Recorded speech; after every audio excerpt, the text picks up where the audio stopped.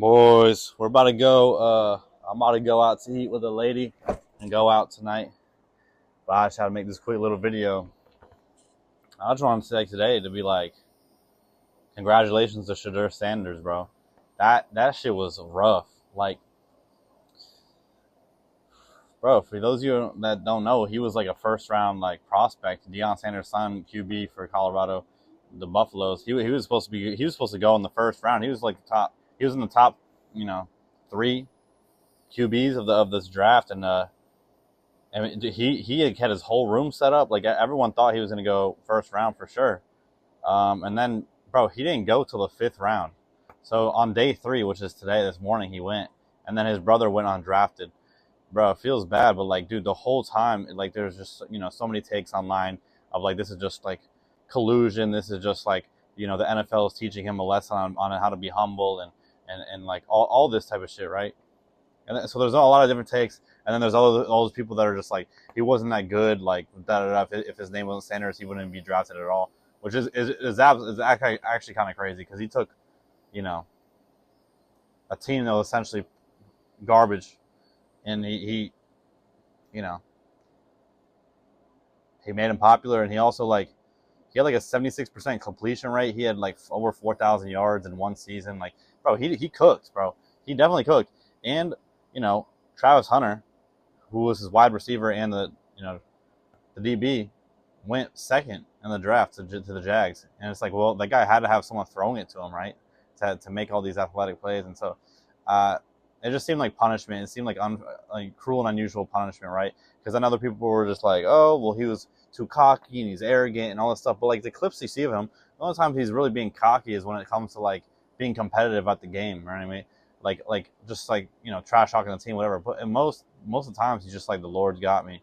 I'm not worried. Like when someone asks him like, what happens if you don't go first round? Like, are you gonna be sad about it? He's like, man, these are great problems to have. Why would I be upset about that? Like, and at no point was he like down on himself. You know what I mean? He was probably like, he just always trusted it. Like he's a man of faith, right? And so like I think Deion's done a great job at raising his sons, and so it was really like hard to see. You know what I mean? Because it's almost like,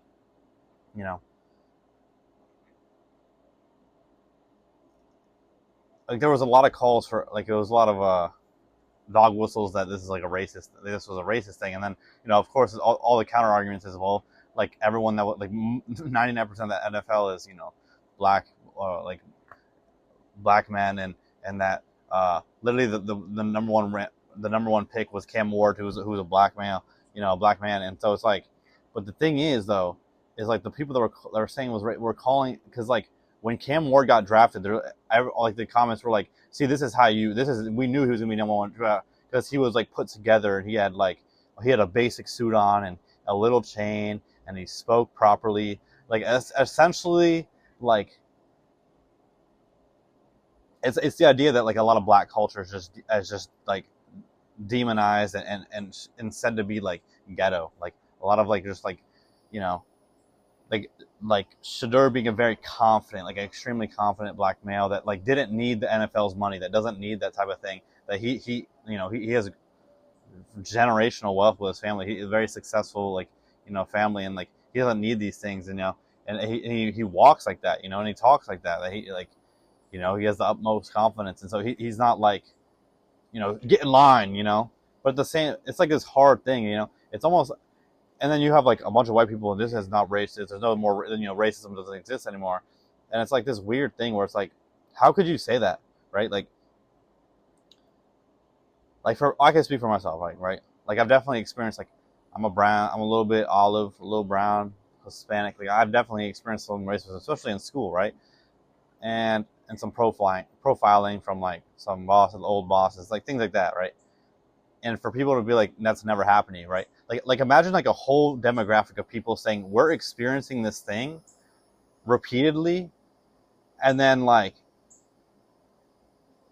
but there's always like the way it goes about, there's always like a plausible deniability where it's like, there's nothing racist going on. Like the number one pick was black. There's nothing, dude. You're not racist. It's just your haircut's wrong, and you're wearing a big chain, and da da da. Maybe you're just unprofessional. Maybe you're just not that good. It's like imagine dude. I don't know if this is a weird thing to say, but like being a black person in America seems incredibly hard because it's like in one aspect you're experiencing like racism, and it's always like at this like either passive aggressive, it's microaggressions, it's like on this level that's a lot of times not extremely tangible. Obviously there's tangible things like redlining and shit like that, right? But you're experiencing this as on a day to day with just how people interact with you. You can it's a visceral feeling that you have, and then when you go to talk about it, all of the people that are doing it to you are literally like, no, you're not. What are you talking about? Like, there's no such thing as racism in America. Like, what are you talking about? Like, get over it. Slavery happened. Like, get over it. Like, all this stuff. And I'm like, dude, my parents, like, were born in the 60s, bro. When, like, you know what I mean? Like, during the end of the civil rights era, right? Like, that's my parents. That's not that, that's one generation ago, right? And it's like, so I could imagine it's like you in one aspect you're feeling this visceral feeling of like, holy dude, like how are you guys gonna tell me that I'm not, as a people we're not experiencing racism when like we can very obviously see it. But then when they say like it's almost like they gaslight you, like the white population or other demographics. So it seems like a lot of demographics have stripes with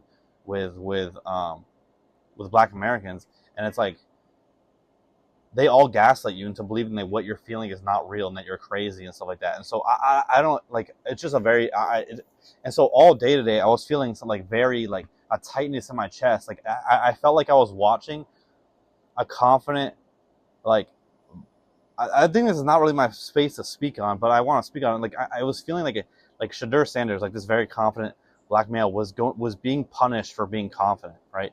He was being, and there was a level of arrogance. Like obviously, there's things that I don't agree with, like his dad saying, "No, I would never let him play for X, Y, and team," and like like that type of shit, where he's essentially like he only like interviewed with like 5 teams and whatever it is. Like he wanted, he felt that he had the name and like that he was like important enough to the league that he could go in there and make demands, right, and say this is where I want, whatever. So in one sense, I said that. I understand that, and that's the plausible deniability. Is like, yes, obviously there was things that were a little bit like, or like him not going to the combine or things like that. But a lot of other QBs didn't go to the combine, right? And so it's like I don't know. It felt different. It felt like the league had to nip this shit in the bud, where someone that doesn't need the league and still wants to play football is going to come in there and make demands. Like they're like, no, we can't be having this shit, right? Because it's already gotten kind of weird with the NIL stuff, which everyone does. College students deserve to get paid for my, and so it's like, but it felt like I was watching, like, I mean, in a sense, it was what they like you could say buck breaking, but it was like this of using this person, like NFL owner, whatever it was. There had to be some conversations like, we're not going to like no one's allowed to pick this kid until late in the round, until you literally have him on his knees begging, and like him being happy to go anywhere, not like take that brightness out of his eyes. Like it felt like I was like, it felt so disgusting to me, because this is just a kid that wants to live out his dream of playing in the NFL, right? Like I don't know, it just felt really like gross to me. And then for like those kids from Ole Miss to like prank call him, like, and somehow get his phone number for the phone he just got for GMs to call him, and get his phone number and to prank call him and say, oh, we're drafting you. This is the Northern the Saints, right? Like how disgusting, right? And so, I don't know. It was just really hard to watch. I'm very glad that he got picked up, and I hope he has a bright future. And I hope that they don't do this shit where like they pick him up and they let him play, like they don't even let him play, like he's just a backup, and then they get rid of him. I hope that doesn't happen, and I hope his brother's in free agency right now. He went undrafted. I hope he gets picked up too, because he's a good player. And I don't know, it's just like, if it was really disheartening to hear Dion literally say like, okay, God, like enough is enough. Like please, like take my sons off the cross. Like put me up there instead. Like I don't know, that makes me really like emotional. Like as a father, to see like your sons getting like scrutinized in a certain way when they have like no off-field issues at all. They've never been in controversies. They have no off-field issues. They're just a little bit confident and a little bit, coming in like in a certain way. It's like, and you're watching them get destroyed in front of the world. Like as a father, that must be incredibly hard. And so, I don't know. Congratulations, Shadeur. I hope everything works out, man. I love you guys.